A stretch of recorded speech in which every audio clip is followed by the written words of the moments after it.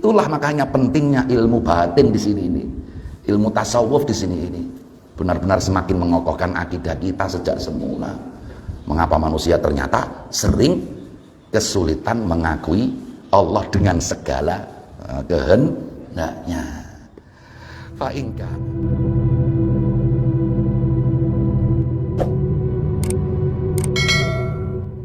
kebaikan ilahi, duh pangeran kula, hukmukan nafidu, hukmuka utawi keputusan panjenengan, an-nafidu kang lestari, wa masyiatuka lan kersane panjenengan, al-qahiratu kang meksa, lam yatruka iku ora ninggalake apa hukmuka wa masyiatuka lidhi maqalin kedue wong kang duweni ucapan sadidin kang bener, wahalin lan tingkah, wala lidhi halin lan ora kedue wong kang duweni tingkah halan maqalan ing ucapan, wala lidhi halin lan ora kedue wong kang duweni tingkah halan ing tingkah. Maksudnya apa?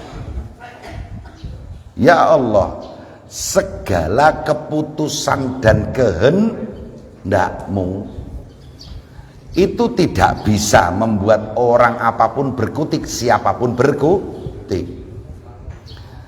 Segala keputusan Allah, segala kehendak Allah, kalau sudah diturunkan, siapa yang bisa berkutik?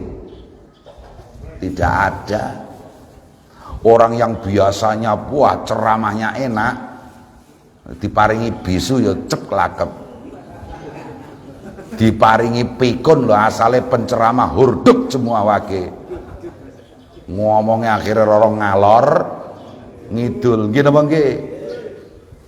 Itu baru orang yang, hingga pun orang yang misalnya sudah punya halah itu suatu sikap batiniah, seperti misalnya ikhlas, seperti misalnya pemurah, seperti misalnya sabar. Tapi kalau Allah sudah berkehendak orang yang asalnya ikhlas tiba-tiba tidak ikhlas, mau apa? Atau satu jenengan kulo ngelatih ikhlas kecil meh iso, lagi meh iso, dikersakno ora iso ikhlas, ijek melarat sregep sedekah senajan sithik mun akhirnya kecanduan sedekah. Lho niki kan akeh niki. Nggih. Niku udah apa ta? Melarat atau sedekah. Kecanduan sedekah. Akhirnya karena kecanduan sedekah, maka kemudian dalam setiap sedekahnya ikhlas. Karena dalam sedekahnya ikhlas, maka kemudian dia kaya. Ketika kaya sudah nggak ada ikhlasnya lagi. Kalau memang itu dikehendaki Allah gitu maksudnya. Gitu mboten.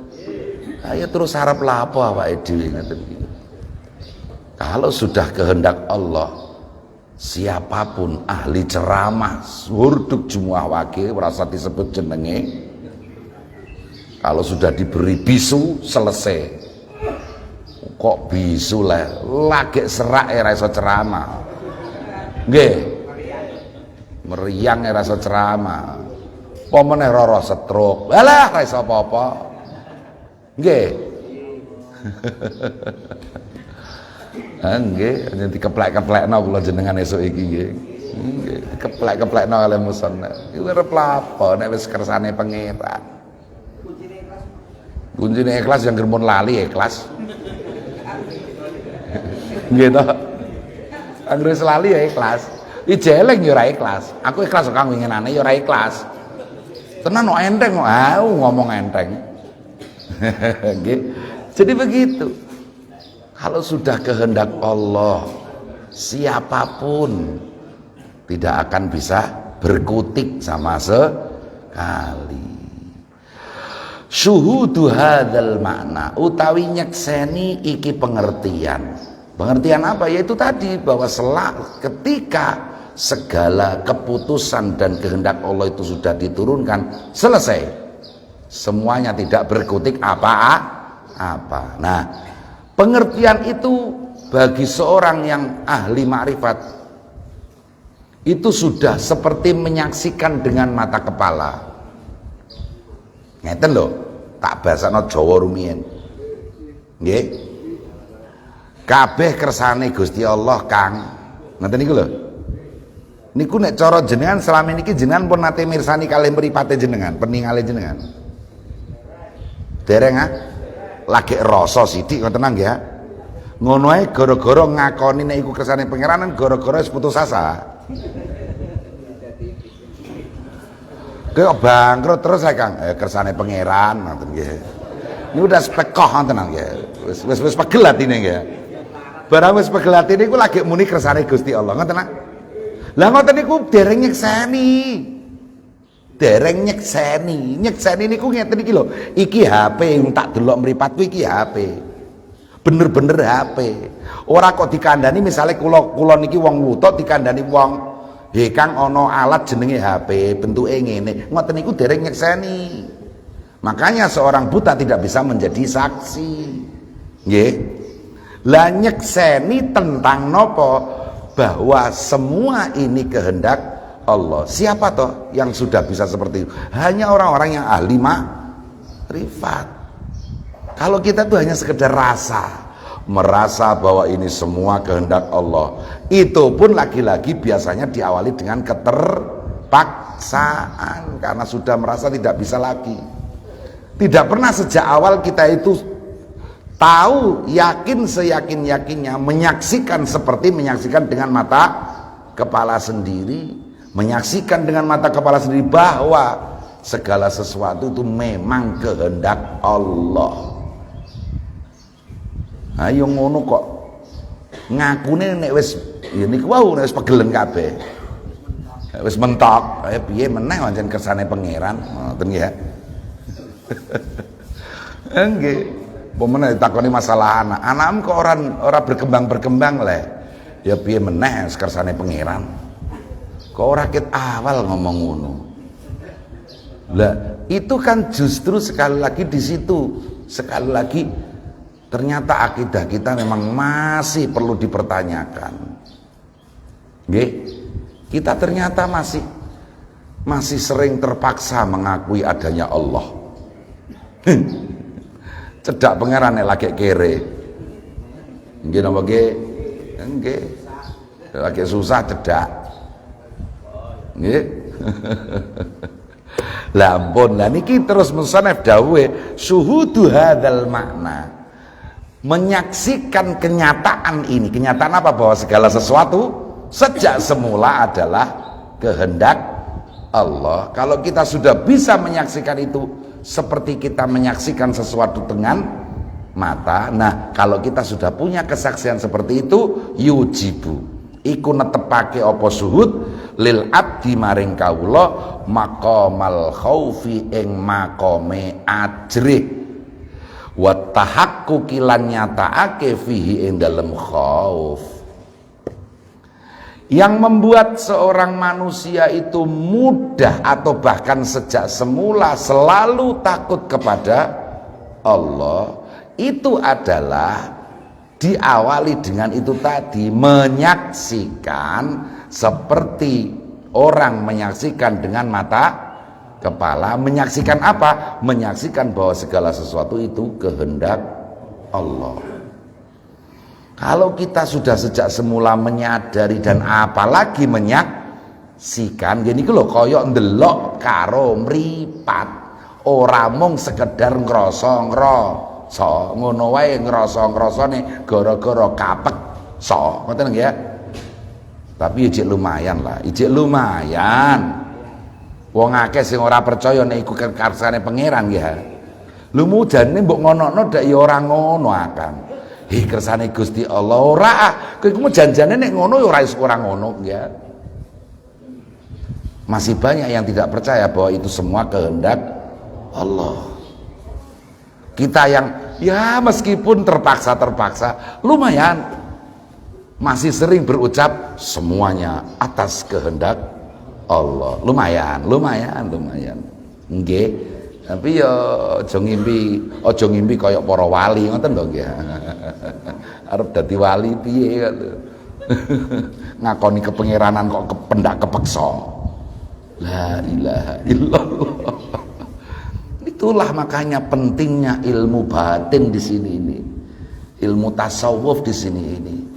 Benar-benar semakin mengokohkan akidah kita sejak semula. Mengapa manusia ternyata sering kesulitan mengakui Allah dengan segala kehendaknya.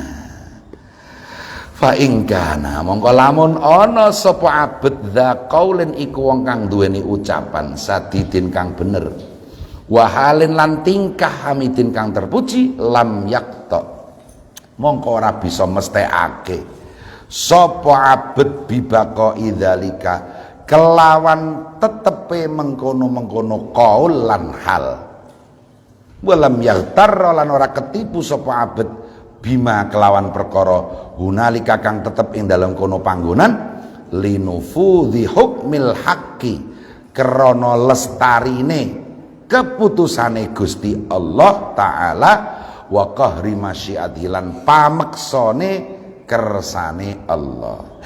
Siapapun yang mempunyai ucapan-ucapan benar dari mulutnya selalu keluar kata-kata baik.